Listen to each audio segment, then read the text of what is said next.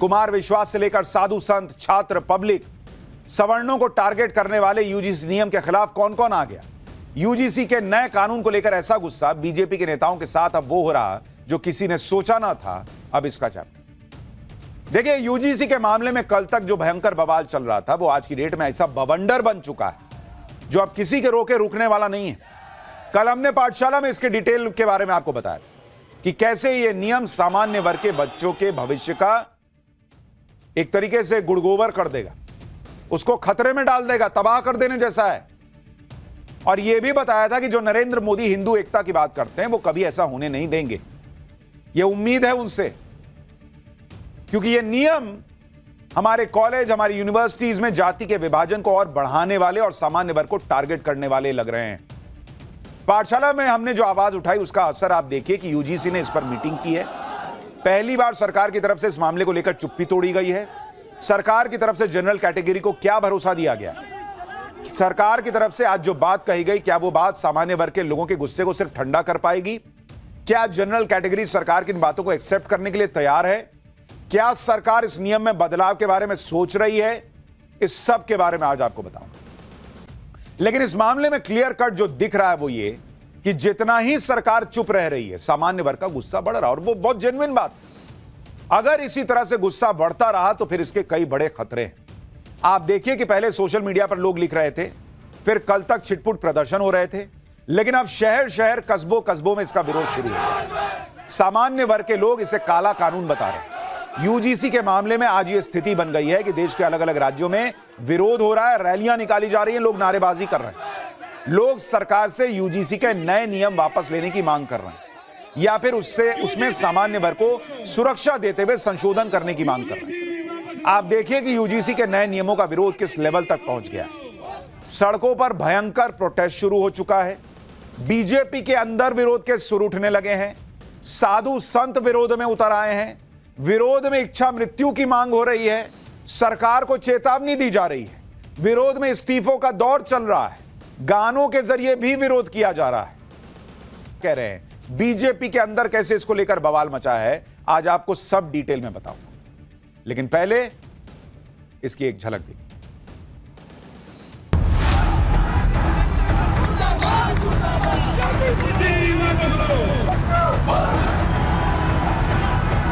UGC ने कुछ गलत नहीं किया। किसी को उत्पीड़न होने नहीं दिया जाए, कोई भेदभाव नहीं होगा।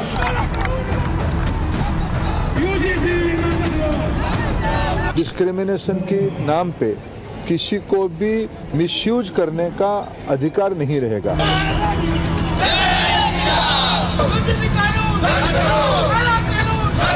क्या जनरल सवर्ण के लोग, क्या एसटी एससी ओबीसी पे अत्याचार, सवर्ण छात्रों को अभी से ही अपराधी घोषित कर दिया गया है।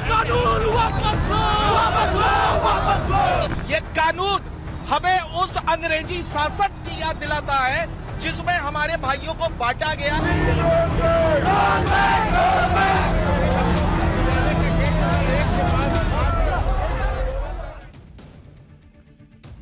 यूजीसी के नए नियमों को लेकर कैसे कोहराम मचा हुआ है वो आप देखिए कि जो बात सोशल मीडिया से शुरू हुई थी वो अब सड़कों पर जबरदस्त तरीके से दिख रही है। लखनऊ यूनिवर्सिटी के बाहर सैकड़ों छात्रों ने प्रदर्शन किया। इस दौरान पुलिस ने उन्हें रोकने की भी कोशिश की, लेकिन छात्र बैरिकेडिंग फांदकर यूनिवर्सिटी के गेट तक पहुंचे। आप देखिए कि प्रदर्शन करने वालों में एबीवीपी और इंडियन यूथ कांग्रेस के कार्यकर्ता भी शामिल थे, जबकि इनकी मुख्य पार्टियां यानी ना तो बीजेपी ना कांग्रेस इस पर खुलकर बोल रही हैं, लेकिन छात्र इकाइयां विरोध कर रही हैं। इस प्रदर्शन के दौरान काला कानून वापस लो के नारे लगाए गए। इसी तरह से ग्रेटर नोएडा में भी यूजीसी के नए नियमों के विरोध में करणी सेना ने कलेक्ट्रेट पर जोरदार प्रदर्शन किया। इस प्रदर्शन में कई किसान संगठन और सवर्ण समाज के संगठन शामिल हुए। कुशीनगर में भी विरोध प्रदर्शन हुआ। प्रदर्शन कर रहे लोगों का कहना था कि यूजीसी के नए नियम समाज के एक बड़े वर्ग के हितों के खिलाफ है। अलीगढ़ में यूजीसी के विरोध में राष्ट्रवादी छात्र संगठन ने जिला मुख्यालय पर प्रदर्शन किया। इस दौरान प्रदर्शनकारियों ने यूजीसी का पुतला फूका। राष्ट्रवादी छात्र संगठन ने 2027 में चुनाव बहिष्कार का ऐलान कर दिया। यूपी के सोनभद्र में भी यूजीसी के नए नियम के विरोध में कलेक्ट्रेट परिसर में नारेबाजी हुई। एक युवक ने खून से लिखा पत्र जिलाधिकारी को राष्ट्रपति के नाम से सौंप दिया। कानपुर में सामाजिक संस्थाओं के कार्यकर्ता बैनर पोस्टर लेकर डीएम ऑफिस के बाहर पहुंच गए। भाई जोरदार नारेबाजी हुई है। गाजियाबाद में करणी सेना और सवर्ण समाज के लोग कलेक्ट्रेट ऑफिस पहुंचे, हाथों में तख्तियां लेकर सरकार के खिलाफ नारेबाजी की, यूजीसी नियमों में बदलाव की मांग की। मिर्जापुर में गिनते जाइए बॉस, कहां कहां प्रदर्शन नहीं हो रहा है। मिर्जापुर में सवर्ण आर्मी और करणी सेना ने प्रदर्शन किया, जुलूस निकालकर कलेक्ट्रेट पहुंचे, जिसके बाद राष्ट्रपति और प्रधानमंत्री के नाम पर ज्ञापन दिया। विरोध प्रदर्शन के दौरान संगठनों ने चेतावनी दी कि अगर उनकी मांगों पर एक्शन नहीं लिया गया तो आंदोलन को और तेज किया जाए। सुनिए एक बार पब्लिक क्या कह रही है, फिर आपको बताता हूं कि सरकार क्या कर रही है। और सब सोच लेकर जाएंगे कि या तो एक काला कानून वापस हो, अन्यथा बहुत जल्द अगले माह के अंदर दिल्ली कूच करेंगे और संसद का घेराव करेंगे और तब तक पीछे नहीं हटेंगे, चाहे हमें अपने प्राणों की आहुति देनी पड़ जाए, तब तक ये काला कानून सरकार वापस नहीं लेगी। यदि यूजीसी का हम लोग विरोध कर रहे हैं इस कानून में संशोधन करने के लिए, यदि उस कानून में संशोधन नहीं होता है तो परशुराम का फरसा भी उठेगा और क्षत्रियों का तलवार भी उठेगा और सड़क पे नंगा नाच किया जाएगा। हमारे सवर्ण समाज के जो युवा है, जो विद्यालयों में पढ़ने जा रहे हैं, उन पर एक इस तरीके का सुनियोजित प्लानिंग करके उनको शिक्षा से दूर करने का कुंठित प्रयास किया जा रहा है। और जो कि ये 2012 में एससी समुदाय को सिर्फ उसमें रखा गया था, जिसमें ओबीसी को सम्मिलित करते हुए सवर्णों के ऊपर जो अत्याचार किया जा रहा है। एक तरफ ये सरकार समानता की बात करती है, सबका साथ सबके विकास की बात करती है, यानी सवर्ण समाज में गुस्सा बढ़ता जा रहा है। और यह बवाल सिर्फ यूपी तक सीमित नहीं रहा। आप देखिए कि इधर दिल्ली में छात्र संगठनों ने यूजीसी के हेडक्वार्टर पर प्रदर्शन करने का ऐलान किया था, जिसके बाद वहां की सुरक्षा सुबह से बढ़ा दी गई। पुलिस के रोकने के बाद भी कई छात्र हाथों में तख्तियां लेकर यूजीसी हेडक्वार्टर के गेट पर पहुंचे और नारेबाजी की। दूसरी जगहों पर कैसे विरोध प्रदर्शन होने लगे हैं उसकी तस्वीरें आगे दिखाऊंगा, लेकिन यह भी देख लीजिए कि यूजीसी के नए नियमों के विरोध में अब संत समाज भी सामने आ रहा है। जगाचार्य नरेंद्रानंद सरस्वती ने कहा कि नए नियमों से रक्तपात बढ़ेगा, इसे फौरन वापस लिया जाना चाहिए। सुनिए क्या बड़े बड़े संत क्या कहने लगे हैं अब इसको लेकर। या तो यूजीसी के नए नियमावली को आप वापस करिए या मुझे इच्छा मृत्यु की अनुमति प्रदान करिए, क्योंकि यूजीसी की नई नियमावली से देश के 35% सवर्णों के बच्चों को बेगुनाह होने पर भी फंसाया जाएगा। कोई झूठा आरोप लगाएगा तो भी उसको पता लगने पर भी कि झूठा आरोप लगाया है उसके ऊपर कोई कार्रवाई नहीं होगी, जिससे रक्तपात बढ़ेगा, बेगुनाहों का हत्याएं हो सकती है और जब न्याय नहीं मिलेगा झूठा आरोप लगाएंगे। नेपाल या बांग्लादेश की स्थिति भारत में न निर्मित हो, ये छात्र आक्रांता ना हो, इनके साथ न्याय हो, इसलिए तत्काल यूजीसी के इस एक्ट को समाप्त करें। इसी तरह से यूजीसी के नए नियमों के विरोध में कवि कुमार विश्वास भी आ गए। कुमार विश्वास ने एक कविता के जरिए यूजीसी के नियमों का विरोध किया। कुमार विश्वास ने स्वर्गीय रमेश रंजन की एक कविता शेयर की जो कुछ इस तरह थी कि चाहे तिल लो या ताड़ लो, चाहे तिल लो या ताड़ लो राजा, राई लो या पहाड़ लो राजा, मैं अभागा सवर्ण हूं, मेरा रोया रोया उखाड़ लो राजा। यानी हर कोई अब विरोध करने लगा है। साधु संत महंत कथावाचक सब इस मामले में उतर गए हैं, लेकिन खुद बीजेपी के अंदर कैसे बवाल मचा है, बीजेपी के नेताओं के साथ क्या क्या हो रहा है, वो भी आज आपको दिखाएं। पहले देखिए कि पीएम मोदी के संसदीय क्षेत्र वाराणसी में भी यूजीसी के नए नियमों को लेकर प्रदर्शन चल रहा है। वाराणसी में छात्रों ने कलेक्ट्रेट के सामने पहुंच के नारेबाजी की। वाराणसी के छात्र क्या कह रहे हैं एक बार वो भी सुनिए। एससी एसटी या ओबीसी ने क्या इस कानून की डिमांड की? क्या जनरल सवर्ण के लोग क्या एसटी एससी ओबीसी पे अत्याचार कर रहे हैं? अगर ऐसा कुछ है तो आप जांच करते, जांच के बाद कानून लाते। हकीकत यह है कि 27 में चुनाव आने वाला है, इन्होंने कभी रोजगार नहीं दिया, महंगाई कम नहीं की, शिक्षा के प्रति कुछ नहीं किया। अब चुनाव आने वाला है, इसलिए ये कार्यक्रम चल रहा है। विद्यार्थी को विद्यार्थी रहने दो ना, उनको क्यों आप जाति का पाठ पढ़ा रहे हो? हमारा जब एक तरफ सबका साथ सबका विकास सबका विश्वास की बात करके आप आए थे और आप यहाँ पे विश्वासघात करना स्टार्ट कर दिए। सभी सवर्ण छात्रों को अभी से ही अपराधी घोषित कर दिया गया है और हम लोग आने वाली पीढ़ी के नस्लों को भविष्य के लिए अपना वर्तमान खतरे में डालने के लिए तैयार है। जो राजपूत ब्राह्मण सवर्ण समाज अपना हथियार रख चुका था, आप मजबूर करें हथियार उठाने के। ये कानून हमें उस अंग्रेजी शासन की याद दिलाता है जिसमें हमारे भाइयों को बांटा गया और अखंड भारत को तोड़ा गया। दिल्ली से लेकर यूपी और बिहार, मध्य प्रदेश तक इन नए नियमों का विरोध हो रहा है। यूजीसी के नए नियमों के विरोध में मध्य प्रदेश में कई जगह प्रदर्शन हुए हैं। भोपाल में जनरल कैटेगरी के लोग सड़क पर दिखे। इंदौर में भी यूजीसी के नए नियमों के विरोध में छात्र सड़क पर उतरे। देवी अहिल्या विश्वविद्यालय में करणी सेना और छात्रों ने जमकर नारेबाजी की और यूजीसी का पुतला फूका। करणी सेना ने 1 फरवरी को मध्य प्रदेश बंद का भी ऐलान किया। देश भर में ये चल रहा है, बीजेपी को दिख नहीं रहा है। नरेंद्र मोदी सरकार जो है वो ये प्रदर्शन जो है वो किस तरह से आगे बढ़ रहा है इसको समझ नहीं पा रही है। उधर पटना में भी यूजीसी के नए नियमों ने हंगामा मचा रखा। नए नियमों के लागू होने से कॉलेज कैंपस में क्या क्या बदल जाएगा इसकी चर्चा हो रही है। पटना के छात्र क्या कह रहे हैं सुनिए एक बार। जो जहां पर जिसका ज्यादा आबादी रहता है, ठीक है ना, वो हल्का फुल्का भेदभाव होता है, ये हम मानने में कोई गुरेज नहीं है, ठीक है ना, होता है। और इसमें संशोधन की आवश्यकता है। इसमें जो जनरल कैटेगरी के बच्चे हैं, जब उनके साथ शोषण होगा तो वो किसके पास कंप्लेन करेंगे, किसके पास कंप्लेन करेंगे, ये भी मुद्दा है। हम जब भी दोस्ती करते तो कभी आपस में कभी जाति ये सब पूछते नहीं थे, पता भी नहीं चला कि मेरा दोस्त कौन सा जाति का है, ना कभी मैंने उसे कभी पूछा, है ना। लेकिन अब ऐसा लग रहा है कि ये कानून आने से समान वर्ग के जो छात्र रहेंगे, है ना, वो थोड़ा सा दोस्ती करने में या फिर कुछ बोलने से, है ना, परहेज करेंगे या फिर सोचेंगे। ये मेरे दोस्त है, दोनों जनरल से आते हैं और हम ओबीसी से आते हैं, लेकिन ऐसा कुछ भी भेदभाव, रहन सहन, साथ में हम लोग बैठते हैं, खाते हैं, पीते हैं। लेकिन ये यूजीसी बिल आने के बाद थोड़ा हो सकता है इन लोगों के भी मन में आएगा मेरे प्रति कि आगे चल के कुछ होगा तो हम इसके अगेंस्ट यूज कर सकते हैं, इसका मिसयूज किया जाएगा फ्यूचर में। आप देख रहे हैं जो बात हमने पाठशाला में कही थी वही छात्रों के अंदर उठ रही है कि भाई सामान्य वर्ग के छात्र जो है वो अब थोड़ा दूरी रखेंगे कि भाई पता नहीं कल को क्या हो जाए।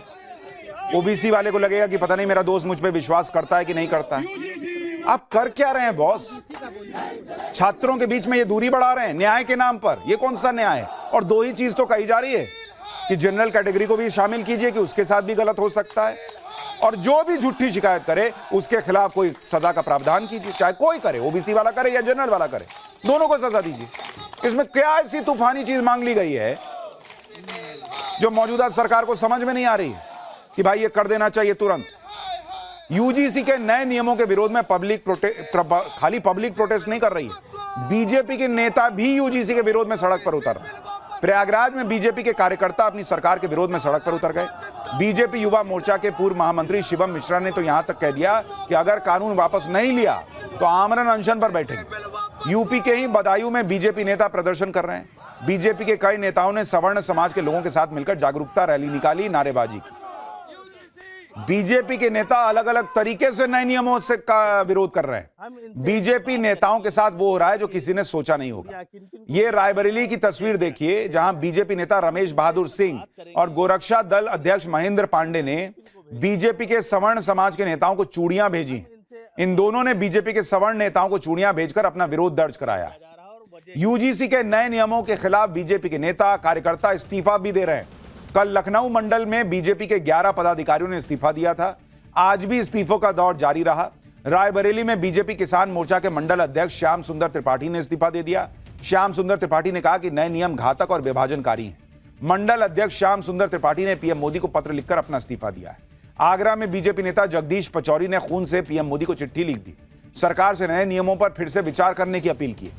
यानी आप देखिए कि यूजीसी के नए नियमों का विरोध अलग लेवल पर जा रहा है। कोई खून से चिट्ठी लिख रहा है, कोई इच्छा मृत्यु की मांग कर रहा है। एक तरफ यह बवाल चल रहा है, दूसरी तरफ सरकार है जिसने पहली बार इस मुद्दे पर कोई आधिकारिक बयान दिया है। सरकार की तरफ से जो पहली प्रतिक्रिया ये है उसमें केंद्रीय शिक्षा मंत्री धर्मेंद्र प्रधान कह रहे हैं कि भाई किसी के साथ भेदभाव नहीं होने दिया जाएगा। सुनिए एक बार।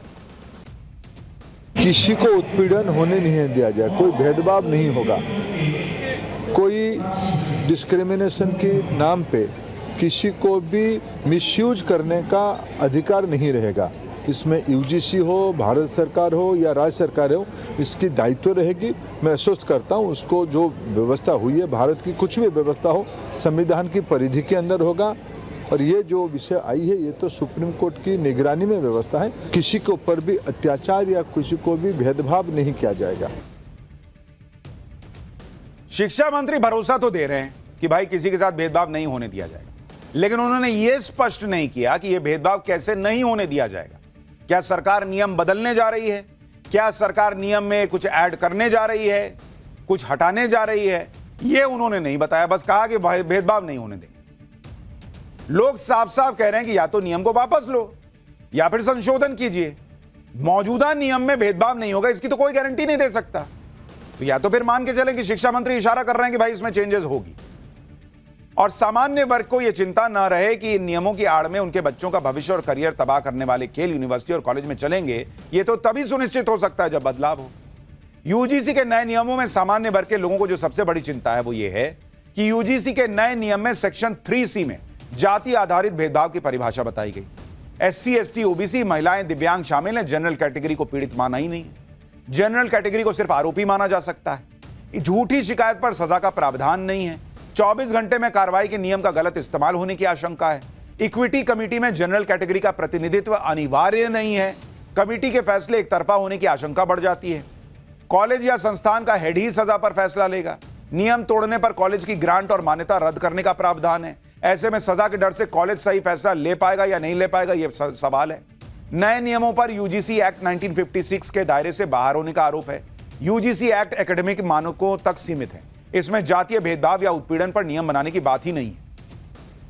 नए नियमों के विरोध का मुख्य मुद्दा ही यह है कि इसमें जनरल कैटेगरी के लिए कोई प्रावधान नहीं रखा गया। जनरल कैटेगरी के छात्रों को शिकायत का अधिकार, उससे सिर्फ आरोपी की तरफ देखा जाएगा, यह आरोप लग रहा है। कई दिनों के विरोध के बाद अब ऐसा होने लगा कि बीजेपी के कुछ एक सांसद भी बोल रहे हैं कि यह गलत हो रहा है। विरोध का एक बड़ा कारण यह है कि फर्जी शिकायत करने पर सजा का कोई प्रावधान नहीं, जबकि जब नियमों का ड्राफ्ट बना था तो उसमें फर्जी शिकायत करने पर सजा का प्रावधान था। शिकायत गलत साबित होती है तो शिकायतकर्ता पर फाइन और अनुशासनात्मक कार्रवाई का प्रावधान था ड्राफ्ट में, लेकिन फाइनल ड्राफ्ट में इस फर्जी शिकायत पर सजा का प्रावधान हटा दिया गया। क्यों भाई? यूजीसी के नए नियम लाने के पीछे एक तर्क यह दिया गया था कि SC, ST वर्ग के छात्रों के साथ भेदभाव 118% बढ़ गया है। 118% बढ़ना सुनने में बहुत ज्यादा लग रहा है, लेकिन अगर आप देश में मौजूद कॉलेज, यूनिवर्सिटी के साथ इसकी तुलना करेंगे तो तस्वीर अलग है। देखिए, कोई ये नहीं कह रहा कि SC, ST वर्ग या OBC वर्ग के जो भाई बहन हैं उनको प्रोटेक्शन ना मिले, ये कोई नहीं कह रहा।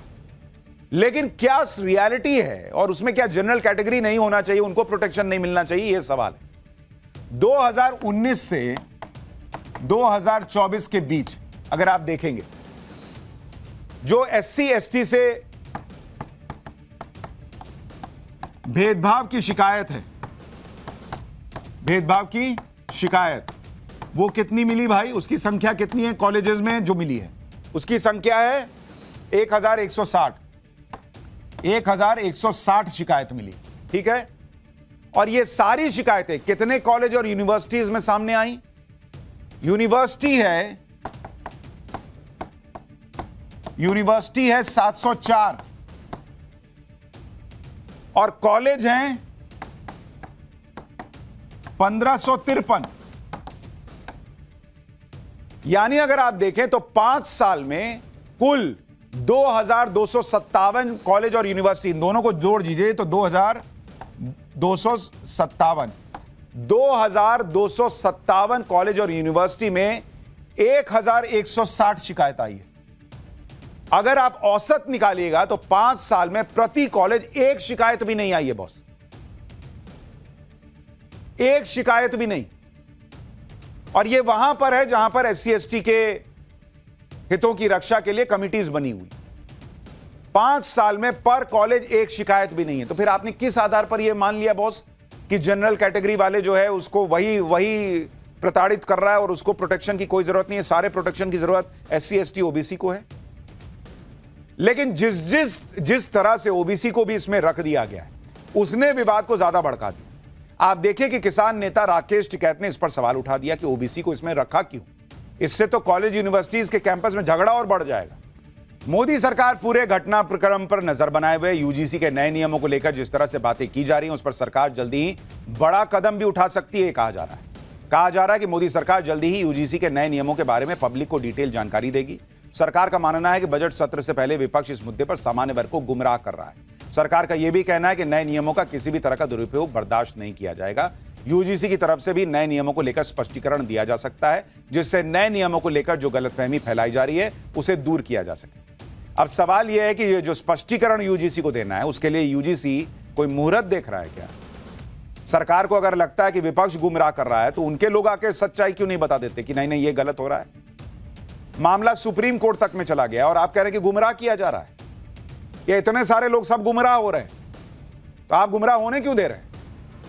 सरकार को गंभीरता से इस बात को समझना चाहिए कि जैसे कांग्रेस ने यह मान लिया था कि अरे मुस्लिम वोट मेरे से कहां जाएगा, वैसे ही अगर बीजेपी ये माने बैठी है कि अरे अपर कास्ट का वोट कहां से जाएगा, सामान्य वर्ग का वोट कहां से मेरे पास से चला जाएगा, तो ये गलतफहमी नहीं रहनी चाहिए। और वोट की भी बात नहीं है, ये न्याय की बात है जो सबको मिलना चाहिए। खैर, पाठशाला में अब अगला चैप्टर। भिखारी पाकिस्तान को बड़ा झटका। पीएम मोदी की 3 घंटे वाली सीक्रेट मीटिंग ने मुनीर शहबाज की कमर कैसे तोड़ दी? पैसे के लिए पाकिस्तान ने बांग्लादेश को कौन सा धोखा दे दिया कि हर जगह थू-थू हो रही है? अब इसका चैप्टर। सबसे पहले बात, पीएम मोदी की जो ग्लोबल डिप्लोमेसी है जिससे पाकिस्तान को बड़ा झटका लगा है, उसके बारे में बात करता हूं। क्योंकि आप देखिए कि एक तरफ तो बात चल रही थी कि पाकिस्तान की जो खस्ता हालत है उसमें वो अपनी एयरलाइन और दूसरी सरकारी कंपनियां बेचने पे तुला हुआ है। मुनीर और शहबाज को लग रहा था कि उसके एयरपोर्ट को यूएई खरीद लेगा, लेकिन दिल्ली में पीएम मोदी से सिर्फ 3 घंटे की मुलाकात के बाद जब यूएई के राष्ट्रपति वापस लौटे तो यूएई ने साफ कह दिया कि हमको पाकिस्तान का एयरपोर्ट नहीं चाहिए। दरअसल अगस्त 2025 में यूएई और पाकिस्तान के बीच इस्लामाबाद एयरपोर्ट के ऑपरेशन को आउटसोर्स करने की डील हुई। इस डील के तहत इस्लामाबाद एयरपोर्ट का पूरा मैनेजमेंट यूएई को सौंपा जाना था। पाकिस्तान में इस डील को गंभीर आर्थिक संकट के बीच बड़े निवेश और एक्सपर्टीज का सौदा माना जा रहा था, लेकिन अब यूएई ने इस डील से पूरी तरह किनारा कर लिया है, जो भिखारी पाकिस्तान पर यूएई के घटते भरोसे को भी दिखाता है। यूएई के साथ इस डील के कैंसिल होने पर पूरे पाकिस्तान में चर्चा हो रही है कि जिस दिन यूएई के राष्ट्रपति पीएम मोदी से मिलकर गए उसी दिन पाकिस्तान के साथ खेला हो। सुनिए कैसे पाकिस्तान की पब्लिक और मीडिया अपनी ही सरकार को कोस रही है।